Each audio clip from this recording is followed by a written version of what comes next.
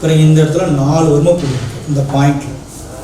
இந்த பாயிண்ட்டை லேசாக இப்படி பிடிச்சி விட்டு இந்த இடத்துல ஸ்டிமுலேஷன் கொடுக்கணும்.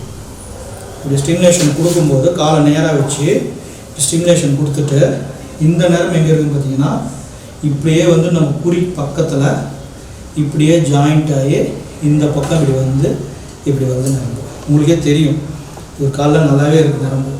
இந்த பக்கம் வந்து இது கீழே இறங்கி அப்படியே வந்து இந்த வழியாக நரம்பு இருக்குது. இப்போ அதே பொசிஷனில் தான் நம்ம தேய்க்கணும்.